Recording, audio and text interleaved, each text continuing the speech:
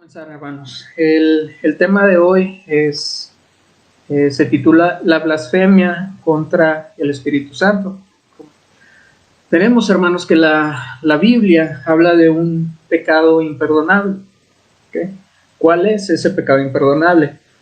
Un asesinato, un suicidio, a lo mejor vandalizar una iglesia, robar las ofrendas. La verdad es que existe mucha incertidumbre, existen muchas dudas y preguntas al hablar de este tema en específico.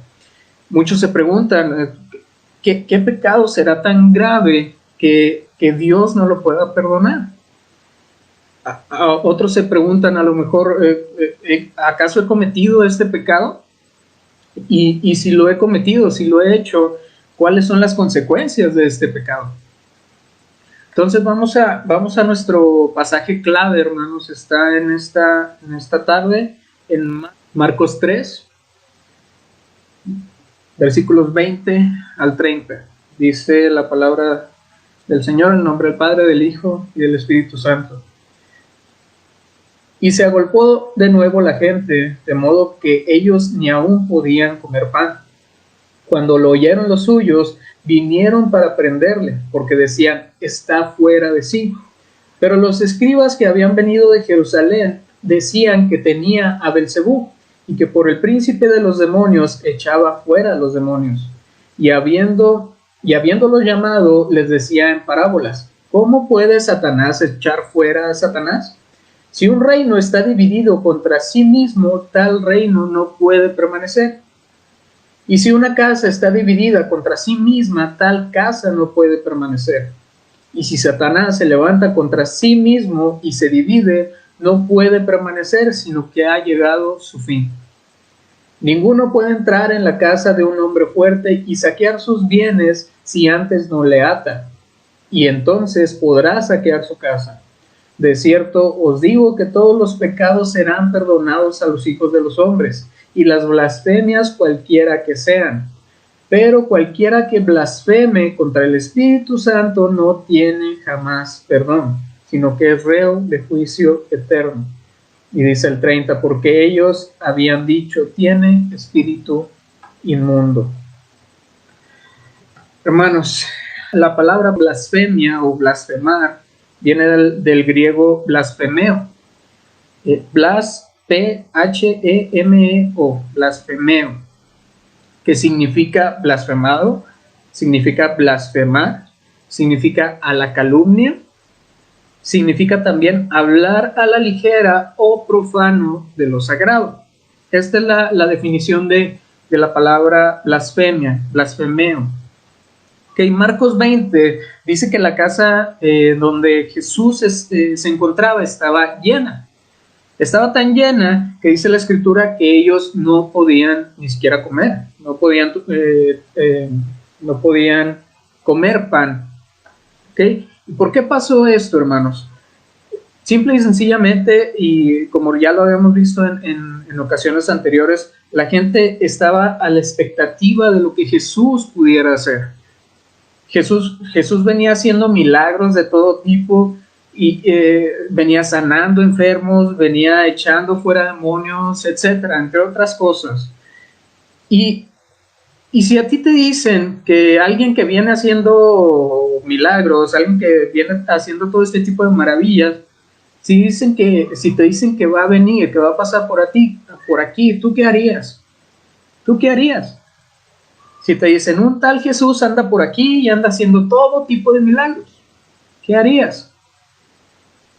Creo que todos iríamos enseguida, ¿o no?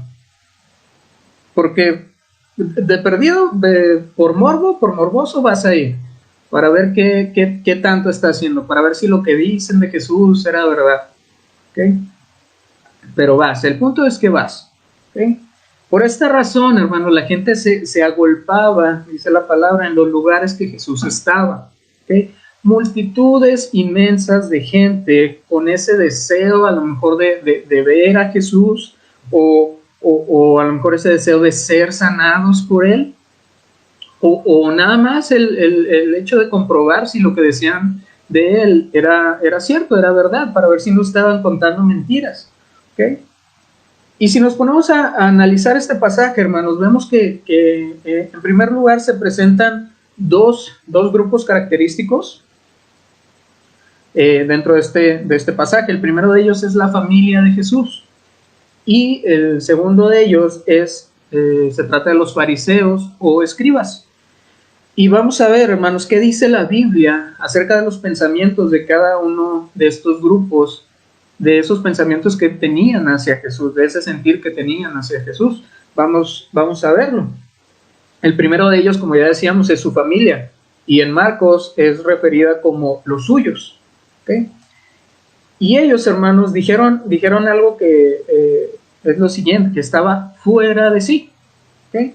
En pocas palabras, hermanos, esto significa que la familia de Jesús pensaba que Jesús estaba loco. ¿Okay? Esa es otra manera de decirlo, estaba fuera de sí, estaba loco. ¿Okay? Y Marcos lo que quiere es enfatizar el hecho de que ni aun las personas más cercanas a Jesús, las que se supone que lo conocían, las que habían pasado tiempo con él, las que habían andado con él, las personas que habían crecido con él, ni aun estas personas le creían, hermanos, ni aun su propia familia le creía. Como lo dice en Juan, si me acompañan por favor, vamos al Evangelio de Juan, capítulo 7, versículo 5. Dice la palabra en Juan 7:5, porque ni aun sus hermanos creían en él. Ahí está claramente, hermanos, ni aun sus hermanos, su propia familia, creían en lo que Jesús decía, en lo que Jesús hacía, hermanos. ¿Les parece increíble esto?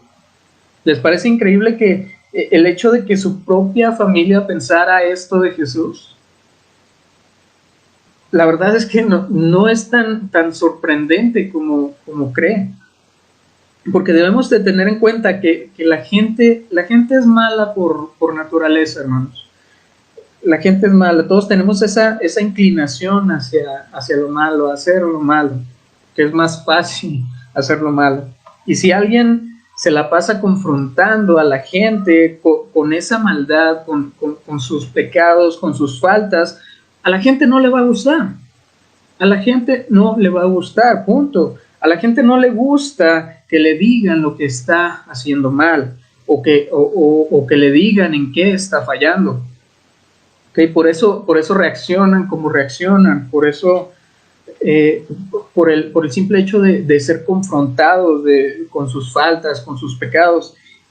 Y hermanos, precisamente esto es lo que se la pasó haciendo Jesús durante todo su ministerio. Y para ver esto, vamos un poquito más adelante, ahí en Juan 7, pero ahora en el capítulo 7. Dice Juan 7:7, no puede el mundo aborreceros a vosotros, mas a mí me aborrece, porque yo testifico de él, que sus obras son malas. ¿Okay? Por eso, hermanos, que Jesús se la pasaba confrontando a la gente con sus faltas, con sus pecados, y eso no le caía nada bien a la gente. ¿Okay? Siguiendo con el pasaje, cuando la Biblia dice, hermanos, que los suyos vinieron a prenderle, no se refiere que iban con Jesús para hablar con él, para tratar de hablar con él, así como decimos de buena manera, para que ya no siguiera con lo que estaba diciendo, porque ellos estaban viendo y tenían la preocupación de la cantidad de personas que había ahí y la manera en que Jesús estaba expresando. ¿Okay? Y a ellos les preocupó, y tristemente solo les alcanzó su entendimiento para concluir que Jesús estaba fuera de sí, que Jesús estaba loco. Su propia familia, vuelvo y repito. Hermanos, ellos fueron no con esa intención de hablar con él y tratarlo de hacer que entrara en razón, platicando. No, hermanos, ellos fueron con la intención de agarrarlo, de tomarlo a la fuerza si era necesario y sacarlo de ahí. Algunos sinónimos, hermanos, de la palabra prender que viene aquí son sujetar, son capturar, aprehender y hasta encarcelar, hermanos. ¿Okay? Entonces vemos que no era una expresión suave, ¿no? Era una expresión fuerte. ¿Okay? En cambio, ya vimos uno de los grupos. Para el otro grupo, que era el grupo de los fariseos o escribas, el decir que Jesús estaba loco no era una respuesta aceptable para ellos. Porque ellos, a diferencia del grupo anterior, no negaron el poder de Jesús. Ellos no negaron la autoridad de Jesús. Era imposible negarlo, hermano. Era imposible negarlos. Y como el poder de Jesús era innegable para ellos, o sea, era obvio el poder de Jesús, entonces, ¿qué hicieron ellos? Cuestionaron la fuente de ese poder. ¿De dónde provenía ese poder? Ellos sabían que Jesús hacía milagros, sí, pero decían que era por medio de quién. Menciona ahí el versículo 22 de Marcos 3. Vamos a verlo. Vamos a regresarnos a Marcos 3, 22. Marcos 3, 22 dice: pero los escribas que habían venido de Jerusalén decían que tenía a Belzebú y que por el príncipe de los demonios echaba fuera a los demonios. ¿Por medio de quién decían los fariseos que echaba demonios? Por medio de Belzebú, de Satanás, en otras palabras. ¿Sí? Y antes de entrar más en este punto, vamos a recordar quiénes eran los fariseos. Los fariseos eran los líderes religiosos de aquel tiempo. ¿Okay? Eran estudiosos de la ley y de hecho ellos venían directamente de Jerusalén, es decir, eran el alto mando, eran los meros de aquel tiempo. Y entonces, ¿qué estaban haciendo ahí? ¿Qué estaban haciendo ahí donde estaba Jesús? Si vamos un poco más atrás en Marcos 3, pero del 1 al 6, vamos a encontrar la razón por la cual los fariseos estaban en ese momento ahí con Jesús. Dice la palabra, Marcos 3, del 1 al 6. Otra vez entró Jesús a la sinagoga y había ahí un hombre que tenía seca una mano. Y le acechaban para ver si en el día de reposo le sanaría, a fin de poder acusarle. Entonces dijo al hombre que tenía la mano seca: levántate y ponte en medio. Y les dijo: ¿es lícito en los días de reposo hacer bien o hacer mal, salvar la vida o quitarla? Pero ellos callaban. Entonces, mirándolos alrededor con enojo, entristecido por la dureza de sus corazones, dijo al hombre: extiende tu mano. Y él la extendió, y la mano le fue restaurada sana. Y aquí viene lo importante. Y salidos los fariseos, tomaron consejo con los herodianos contra él para destruirle. ¿Para qué estaban ahí los fariseos entonces, hermanos? Dice la palabra que era para destruirle. Para destruirle, hermanos. Estaban ahí para ver cómo es que podían destruirle. Vinieron desde Jerusalén, pero no vinieron para conocerle. No vinieron para ver cómo se comportaba. Vinieron para destruirle, hermanos. Ese era su objetivo. Querían ver la manera de cómo podían destruirle. Y la Biblia no dice cuánto tiempo estuvieron siguiendo a Jesús, pero los fariseos, lo que sí es un hecho es que los fariseos ya habían sido testigos de algunos de los milagros que había hecho Jesús.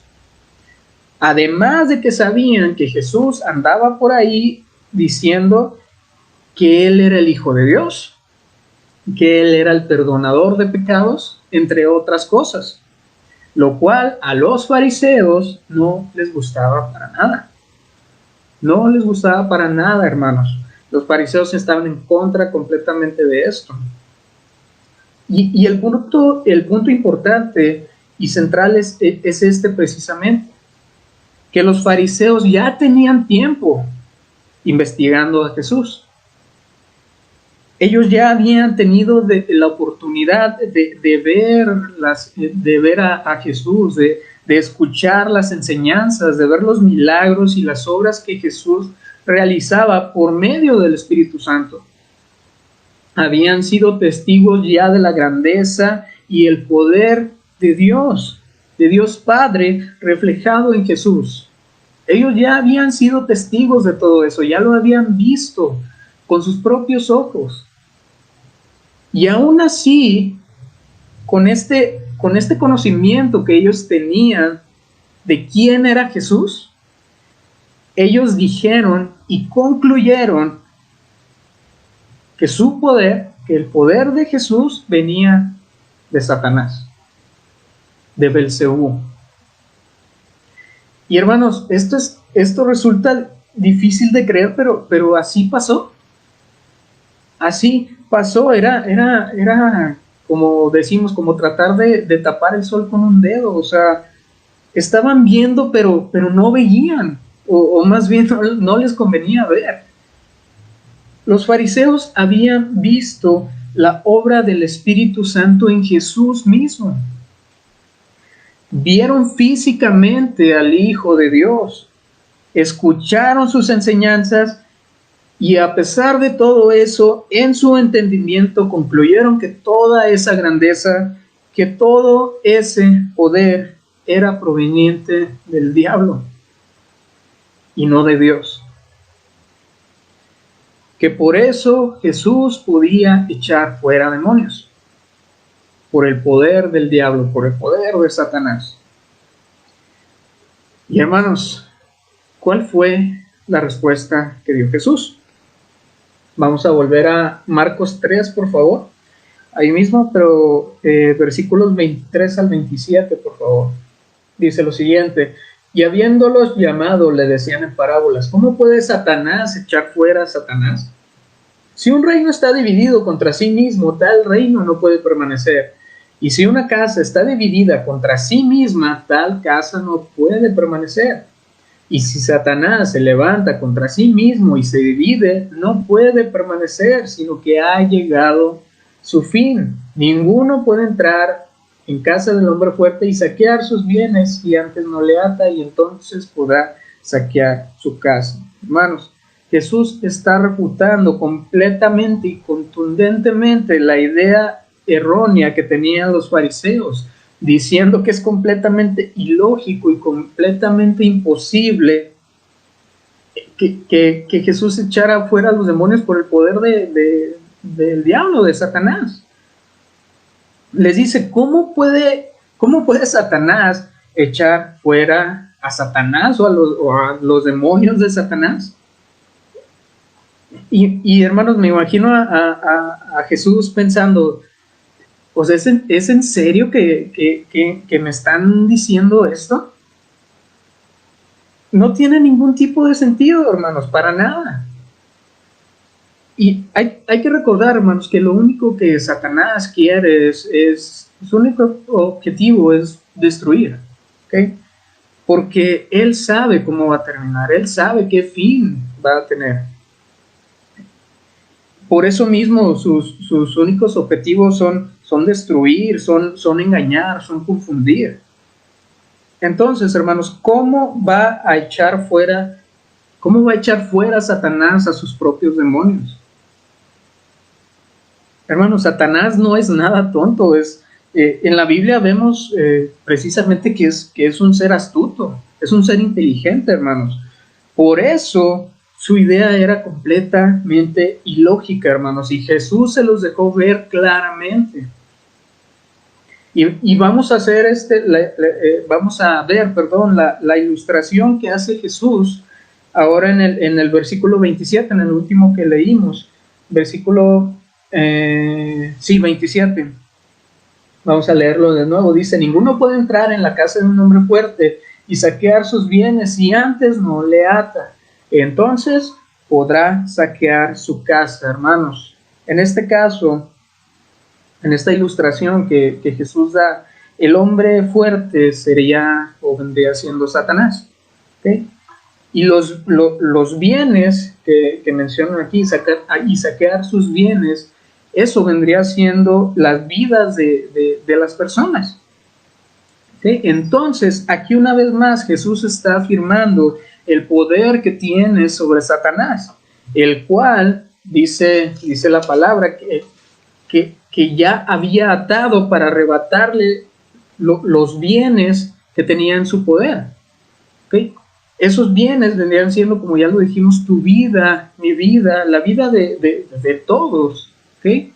Pero que ya no son más propiedad de Satanás, sino que dice la palabra que Jesús le ató para poder saquear sus bienes, para poder quedarse con sus bienes. ¿Cómo entonces lo ató? Por medio del sacrificio perfecto que Jesús hizo en la cruz. Fue por medio de ese sacrificio perfecto e inmerecido que nosotros ahora pasamos de muerte a vida. ¿Okay? Si vemos el paralelo, hermanos, en Mateo 12:27, Jesús utiliza otro argumento para refutar la creencia de los fariseos. Vamos, por favor, acompáñenme a Mateo 12:27. Dice lo siguiente: y si yo echo fuera a los demonios por Beelzebú, ¿por quién los echan vuestros hijos? Por tanto, ellos serán vuestros jueces. Si vamos aquí al contexto histórico, hermanos, debemos saber que en aquellos tiempos había un grupo precisamente de fariseos y rabinos que se encargaba de echar fuera demonios. ¿Okay? El Señor los usó para ese fin y fueron de bendición para la gente a la que ayudaron en ese tiempo. Entonces, ahora Jesús les está diciendo, ok, vamos a suponer que mis poderes, como ustedes dicen, vienen de Satanás, de Beelzebú. ¿Okay? Si yo hago lo que hago por medio del poder de Satanás, ¿por el poder de quién entonces lo hacen los suyos? Si realizamos la misma acción, nuestro poder forzosamente tiene que venir de la misma fuente, ¿o no? Hermanos, este es otro punto que Jesús utilizó para probar cuál ilógica era la idea de los fariseos, ya que ellos mismos estarían autocondenándose. ¿Okay? Entonces es ilógico decir que las obras de Jesús eran por medio de Satanás, así como ilógico es decir que Jesús estaba loco. ¿Okay? Las dos ideas eran completamente ilógicas. Y hay que prestar mucha atención a lo que dice el versículo 28 de Marcos 3. Vamos a volver a Marcos 3, pero ahora el capítulo 28. Dice lo siguiente, Marcos 3:28, de cierto os digo que todos los pecados serán perdonados a los hijos de los hombres, y las blasfemias cualquiera que sean. De cierto os digo que, palabra clave ahí, todos los pecados serán perdonados a los hijos de los hombres, hermanos. Cualquier pecado, cualquiera que sea. Sabemos que no hay pecados chiquitos, sabemos que no hay pecados grandes. Hermanos, Jesús hizo una promesa tan importante, tan asombrosa para con los hombres, ya que por su gracia y su bondad nosotros podemos ser perdonados de cualquier pecado que hayamos cometido o que llegásemos a cometer. Hermanos, así de grande es el amor de Cristo, así de grande es el amor de nuestro Señor. Dios perdona al asesino, Dios perdona al estafador, Dios perdona al homosexual. Dios prometió perdonar todo pecado, toda blasfemia. Y aquí es donde yo creo que muchos se están preguntando, entonces, Si perdona todo, ¿por qué Jesús habla de un pecado imperdonable en el versículo 29? Si aquí lo que acabamos de leer en el 28 nos dice que todos los pecados son perdonables. ¿Dónde está pues el asunto? Vamos precisamente para allá. Marcos 3:29. Marcos 3:29 dice lo siguiente: pero cualquiera que blasfeme contra el Espíritu Santo no tiene jamás perdón, sino que es reo de juicio eterno.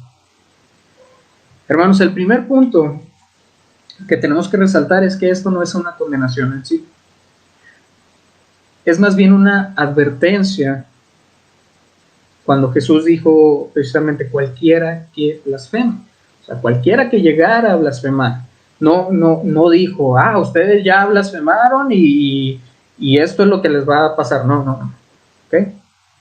Jesús no quiere que nadie se pierda, sino que todos procedamos al arrepentimiento. ¿Okay? Jesús no condena a nadie, hermanos. ¿Okay? Su misericordia, su paciencia son tan grandes que Él se da cuenta en aquel momento, en aquel lugar, de lo que estaba sucediendo. Y por ese conocimiento que Él tenía, se empieza a preocupar de las ideas que algunas personas tenían en ese momento. Y es por eso que da esta advertencia, para que así ellos, los que estaban reunidos ahí, se dieran cuenta de la magnitud de las consecuencias de este pecado. ¿Okay? Y entonces, ¿para qué le das tantas vueltas? ¿Cuál es este pecado? Ahí vamos. Hermanos, no se trata de decir algo. No se trata de decir algo, no se trata de hablar mal, no se trata de calumniar al Espíritu Santo como a lo mejor muchos pensábamos. No se trata de nada de eso, hermanos. ¿Okay? Porque esto que acabamos de ver o que acabamos de decir, según las Escrituras, es perdonable. ¿Okay? Se puede perdonar. Se trata de un pecado muy específico, hermanos. ¿Okay? Y se define como el rechazo consciente del Evangelio de Cristo. El rechazo consciente del Evangelio de Cristo. Aquí la palabra clave, hermanos, es consciente. Consciente, es decir, en pleno uso de razón. ¿Okay? Así como los fariseos. ¿Okay? Los cuales, los fariseos, siendo testigos fehacientes de todas las obras de Jesús, por medio del Espíritu Santo, y que aún así concluyeron y decidieron rechazarlo. Decidieron rechazarlo. Entonces, hermanos, aquí surge una pregunta. ¿Quién se encarga de convencer a la gente de pecado? ¿Quién se encarga de convencer a la gente del pecado? ¿Cómo se puede convencer de pecado a alguien que rechaza conscientemente el Espíritu Santo? Si es el mismo Espíritu Santo el que nos da la convicción de pecados. Hermanos, el Espíritu Santo es el único que puede traer a nosotros la noción de que estamos en pecado. Y si se rechaza, entonces, ¿qué más se puede hacer? ¿Qué más se puede hacer? No se puede hacer nada, hermanos, absolutamente nada. Si esto sucediera, se llegaría a un punto en el cual una persona sería incapaz de pedir perdón. Jamás. Y ojo, hermano, no estamos diciendo que Dios va a ser incapaz de perdonarte, no. Porque la Biblia es muy clara en cuanto a eso, precisamente. Él perdona todo pecado. Dios siempre nos perdona en su gracia, en su misericordia, en su amor para con nosotros. Una y otra vez. Lo que estamos tratando de decir, lo que estoy tratando de explicar es que se puede llegar al punto en el cual el corazón de una persona sea tan frío, sea tan duro, que se vuelva incapaz de verse a él mismo en pecado, de ver sus faltas y de pedir perdón por ello. Porque, ¿qué esperanza va a tener una persona así? ¿Qué esperanza va a tener? Ninguna, hermanos. Ninguna. Porque no hay nadie más que pueda llevarnos a la salvación que el Espíritu Santo. Es la única fuente. No hay otro medio. Hermanos, no sabemos ni nunca vamos a saber cuándo va a ser nuestro último día aquí. Nuestro último instante. No lo sabemos, hermanos. Cristo sigue disponible. Aún sigue disponible. Y no hay que agotar las oportunidades que tenemos.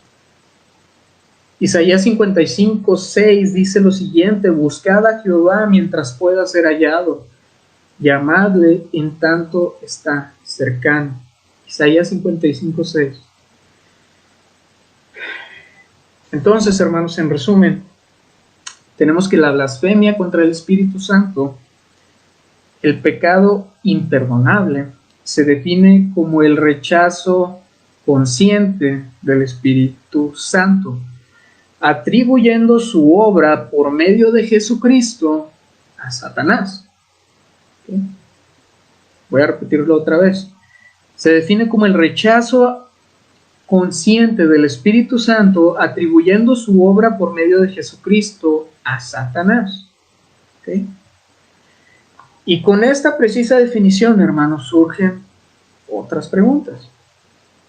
Entonces, ¿puede una persona en la actualidad cometer este pecado? ¿Puede una persona en la actualidad cometer este pecado? Tenemos que recordar que se trata de un pecado muy específico, ¿okay? Como ya lo habíamos dicho.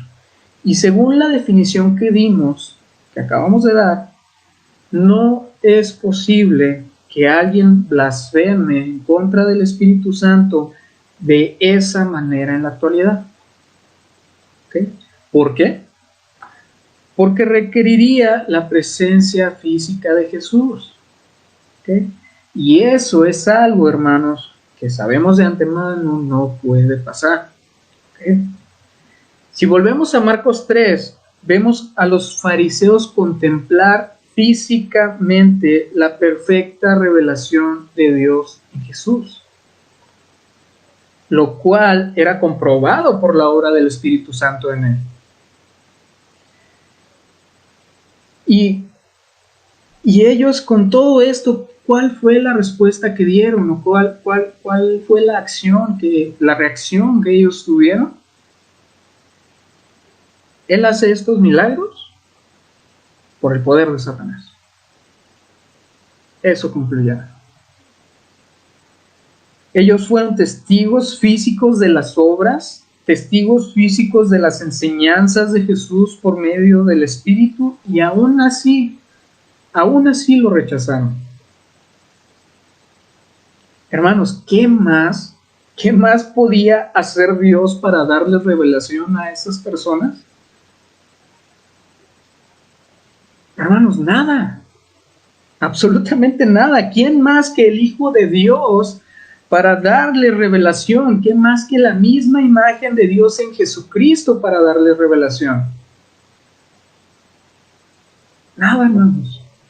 Hoy en día es imposible que esto suceda de esta manera, porque ningún otro hombre puede ser la perfecta revelación de Dios así como lo fue Jesús. Es simplemente imposible, hermano. Porque todo hombre, como ya sabemos, es pecador. Es imperfecto. Y nunca va a poder ser perfecto por sus medios, por sus propios medios. Hay algunos blasfemos que dicen ser la imagen de Dios, que dicen ser el nuevo Jesús, pero están tan equivocados, hermanos. Gracias a Dios para ellos aún puede haber perdón. ¿Okay? Hermanos, lo que sí sucede, lo que sí está pasando, es que se está atribuyendo las obras de Satanás al Espíritu Santo, o sea, completamente al revés. ¿Okay? Se atribuyen las obras de Satanás al Espíritu Santo y lamentablemente esto sucede cada vez más. ¿Okay? Cada vez se vuelve más común. ¿Okay? En estos tiempos, hermanos, se toma el nombre del Espíritu Santo tan a la ligera que comienzan a decir sandeces, comienzan a decir incoherencias graves que deshonran completamente al Espíritu. Atribuyen al Espíritu Santo palabras que no dijo, obras que no hizo, acciones que no produjo. Okay. Hermanos, visiones, revelaciones, voces, mensajes, viajes al cielo, milagros, no sé, hermano, todo eso, la mayoría mentiras, la mayoría engaños atribuidos falsamente al Espíritu Santo. Tenemos que saber, hermanos, de antemano que Dios estableció las formas en las que Él quiere ser honrado, en las que Él quiere ser adorado, y no tenemos por qué salirnos de esa estipulación, de esos preceptos que Él dio. ¿Okay? No podemos, no debemos por qué. ¿Okay? Debemos de tener mucho cuidado con eso, hermanos. Por eso es de vital importancia estudiar las Escrituras, por eso es de vital importancia la oración, hermanos. Por eso es de vital importancia someter nuestra vida a la guianza del Espíritu Santo. ¿Okay? Para no ser engañados, para no caer cuando se nos presente una persona así. ¿Okay? Se ha estado usando el nombre del Espíritu Santo de una manera desmedida y esto no debe ser, hermanos. No debe ser. Es algo peligroso y que va a traer consecuencias graves. ¿Okay? Entonces, nadie puede cometer la blasfemia contra el Espíritu Santo de esa manera. Ya vimos las razones por las cuales no se puede. Sin embargo, las Escrituras mismas nos enseñan que este mismo principio, es aplicado para definir algo que puede ocurrir en nuestros tiempos, y es la llamada apostasía. Okay, vamos a Hebreos, si me acompañan por favor. Hebreos capítulo 10, versículos 26 y 27. Dice lo siguiente. El título de hecho dice advertencia al que peca deliberadamente. ¿Okay? Versículo 26 dice, porque si pecaremos voluntariamente después de haber recibido el conocimiento de la verdad, ya no queda más sacrificio por los pecados, sino una horrenda expectación de juicio y de hervor de fuego que ha de devorar a los adversarios. Hermanos, podemos ver que el principio en sí es el mismo. ¿Okay? Cuando una persona llega a tener un pleno conocimiento de lo que es Cristo, y aún así teniendo este conocimiento, esta noción, aún así lo rechaza en pleno uso de razón. ¿Okay? Y ojo también aquí, hermanos, ojo. No estamos diciendo o no estamos hablando de que alguien pueda perder su salvación, porque ya lo aprendimos y lo sabemos de antemano, no puede pasar, nadie pierde su salvación. ¿Por qué? Porque es una promesa de Dios y Dios cumple sus promesas. ¿Okay? Sin duda alguna las va a cumplir. Estamos hablando de alguien, de una persona que se congrega con cristianos, que escucha la palabra, que aprende de la palabra, que participa en todo, y que luego decide, por pleno uso de razón, regresar al mundo, regresar afuera. ¿Okay? Esta es la apostasía, hermano. La apostasía viene de la palabra griega apistemi, A-P-H istemi, la cual significa desertar, significa también alejarse de, y significa también apartarse de.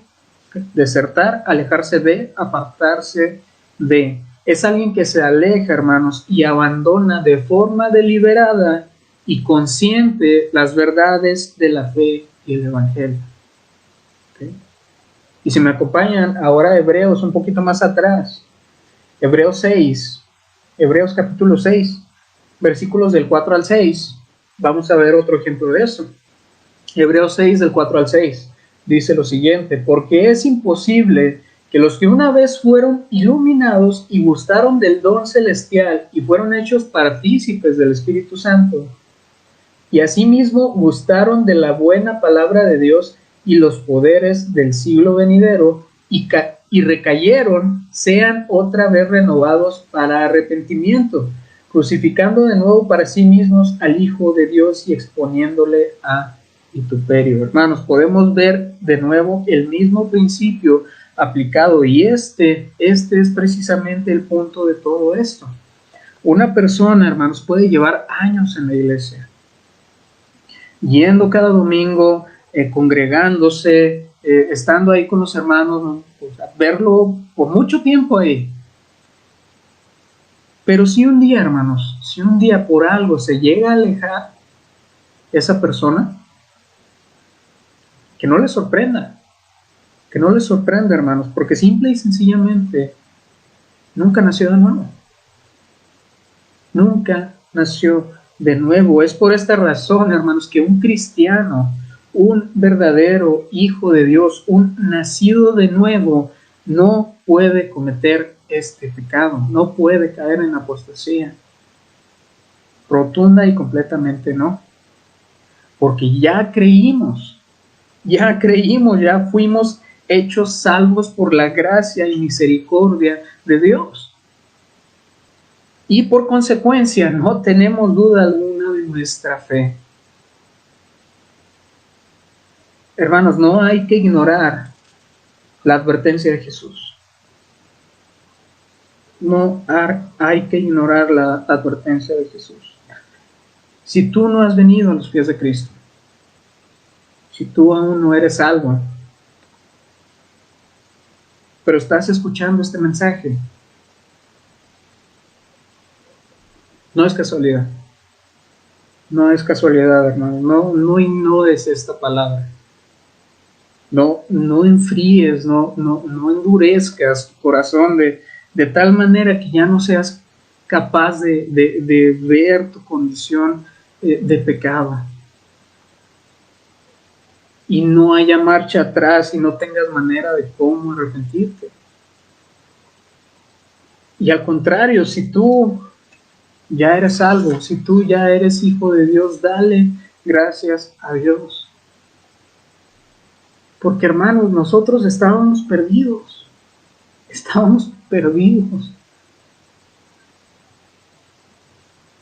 Y Dios, en su gracia, en su amor, en su misericordia, en su soberanía, decidió encontrarte, decidió alcanzarte primero, antes de que pudiera llegar el punto en el que es imposible volver. Antes de que pudiéramos blasfemar al Espíritu de esa manera.